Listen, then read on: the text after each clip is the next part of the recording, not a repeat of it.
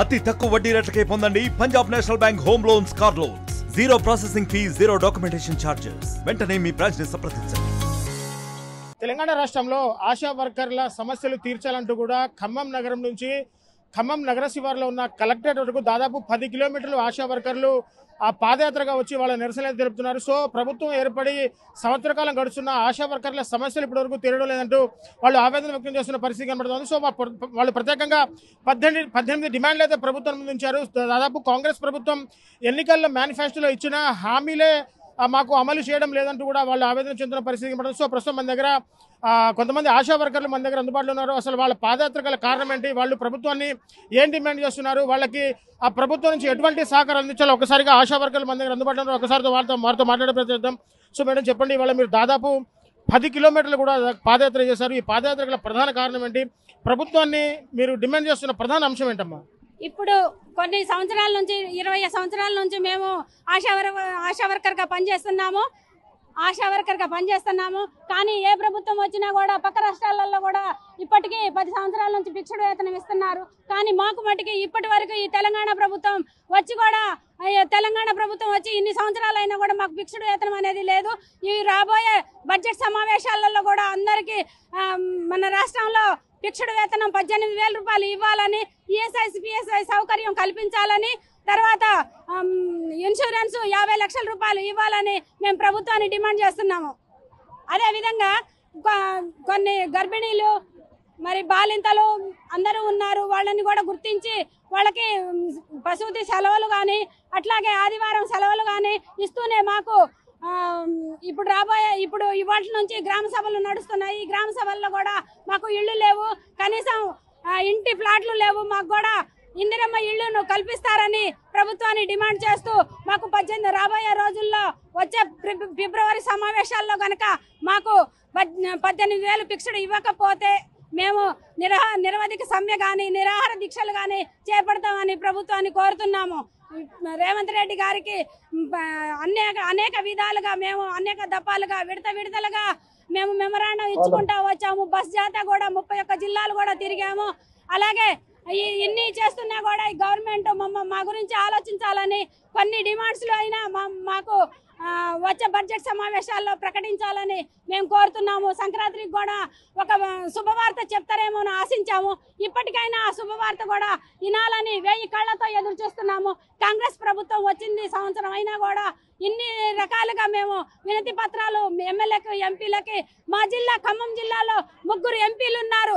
కనీసం మా జిల్లా నుంచి అయినా వాళ్ళు మా యందు మాట్లాడతారేమోనని వాళ్ళకు కూడా మేము ప్రతిసారి కూడా విన్నవించుకుంటున్నాము. అయినా కూడా నిమ్మకు నీరెత్తినట్టు ఈ ప్రభుత్వం చేస్తున్నది. చెప్పండి, దాదాపు సిఐటియు తరఫున మీరు వీళ్ళకి మద్దతు కూడా తెలిపారు. అంటే గత ప్రభుత్వం కూడా వీళ్ళని ఎటువంటి పట్టించుకోవట్లేదు, గత ప్రభుత్వంలో ముఖ్యమంత్రి అసలు వీళ్ళకి అపాయింట్మెంట్ కూడా ఇవ్వలేదన్నారు. సో కాంగ్రెస్ ప్రభుత్వంలో ఇప్పటి వరకు ముఖ్యమంత్రికి అంటే మీ సమస్యని ముఖ్యమంత్రి గారికి వివరించారా? వివరిస్తే ముఖ్యమంత్రి గారు ఏం చెప్పారు ఆశా వర్కర్ల గురించి? గత ప్రభుత్వం ఉన్నప్పుడు 10 సంవత్సరాల పాటు కూడా ముఖ్యమంత్రి పట్టించుకోలేదు. మేము ఎన్నికల ముందు సమ్మె చేస్తుంటే కూడా టెంట్ల కిందికి కాంగ్రెస్ ప్రభుత్వం వచ్చి కూడా మాకు హామీ ఇవ్వడం జరిగింది. మేము ప్రభుత్వం ఏర్పడితే మీకు తప్పకుండా ఫిక్స్డ్ వేతనం చేస్తామని హామీ ఇచ్చారు. మేనిఫెస్టోలో కూడా పెట్టారు. ఎన్నికలు జరిగి కూడా సంవత్సరం అవుతుంది కాబట్టి సంవత్సరం నుంచి కూడా మేము కొత్తగా వచ్చింది కాబట్టి ఏర్పడ్డ ప్రభుత్వం కాబట్టి మీ ఇంట్లో కంచి ఓపిక పట్టి ఇప్పుడు మళ్ళీ సమ్మె చేయడం కోసం కూడా మనలకు దఫలపారుగా కార్యక్రమాలు చేస్తున్నాం. ఇప్పటికి కూడా సీఎం గారు చేస్తామంటున్నారు తప్ప మన కరెక్ట్గా హామీ ఏమి ఇవ్వట్లేదు. కాబట్టి జరగబోయే బడ్జెట్ సమావేశాలన్నా ఆశలకు ఫిక్స్డ్ వేతనం మెయిన్గా ఫిక్స్డ్ వేతనం 18,000 బడ్జెట్ సమావేశాలు ప్రకటించాలని కోరుతున్నాము. లేకపోతే రాబోయే రోజుల్లో మళ్ళీ సమ్మెకు దిగడం కూడా గ్యారెంటీ అని చెప్తున్నాం. అమ్మా చెప్పండి, ఆశా వర్కర్గా మీరు ఎటువంటి ప్రభుత్వానికి మీరు ఎటువంటి పనులు చేసి పెడుతున్నారు? ప్రభుత్వం నుంచి మీకు ఎటువంటి ప్రతిఫలం వస్తుందమ్మా? మేము గత 18 ఏళ్ళగా ఆశా వర్కర్ విధులు నిర్వహిస్తున్నాము. మేము ఫీల్డ్లో ఏది మన ప్రెగ్నెంట్ ఉమెన్ కాడ నుంచి లెప్రసీ, కరోనా, ఫ్రైడేలు అన్నీ కూడా అసలు ఏ వర్క్ వచ్చినా అక్షయ కాడ నుంచి అన్నీ మేమే చేస్తున్నామండి. ప్రతి పని మేమే చేస్తున్నాం. ఫీల్డ్ వర్క్లో కానీ ఏ విషయంలో అయినా మేము ఆశా వర్కర్ లేనిది అక్కడ పని జరగదండి. మేము గత 18 ఏళ్ళగా ఆశా వర్కర్గా నిధులు నిర్వహిస్తున్నాము. గత 16 ఏళ్ళగా పోరాడుతూనే ఉన్నాం సార్. మేము 106 రోజులు సమ్మె చేసినాం. గత ప్రభుత్వం మాకు ఫిక్స్డ్ వేతనం ఇస్తానని హామీ ఇచ్చారు. కానీ మేము కావాలి అని కాంగ్రెస్ ప్రభుత్వం ఎన్నుకున్నాక కూడా మా కాంగ్రెస్ ప్రభుత్వం మేము సమ్మె చేస్తుంటే వచ్చి మా దగ్గరకు వచ్చి హామీ ఇచ్చారు 18 ఏళ్ళు మీకు ఫిక్స్డ్ వేతనం చేస్తామని. అలా అని చెప్పేసి మేము 18 ఏళ్ళు మాకు హామీ ఇచ్చినాక మేము కాంగ్రెస్ ప్రభుత్వం కావాలని ఎన్నుకున్నాము. అయినా మమ్మల్ని పట్టించుకోవట్లేదు. సంవత్సరం అయింది, సంవత్సర కాలం నుంచి కూడా మమ్మల్ని పట్టించుకోవట్లేదు. మాకు ఆశా వర్కర్లు ఎంతో మంది చనిపోతున్నారు, తెలంగాణ రాష్ట్రంలో చనిపోతున్నారు. అయినా కూడా ఒక్క అధికారి కూడా వచ్చి పలానా ఆశా వర్కర్ చనిపోయిందని చూసి నాదులు లేడు. మాకు ఎటువంటి గవర్నమెంట్ నుంచి ఎటువంటి సహాయం కూడా ఇవ్వట్లేదు. ఒక 10,000 కూడా ఇవ్వట్లేదండి. మట్టి ఖర్చులు కూడా ఇవ్వట్లేదండి. మా బాధలు మేమే పడాల్సి వస్తుంది. చిన్న చిన్న పిల్లల్ని వేసుకొని మేము ఒకటే కోరుకుంటున్నాం. ఇవాళ మేము యుక్త వయసు కాడ ముసలాళ్ళ వరకు ఆశా వర్కర్లు చేస్తున్నారు.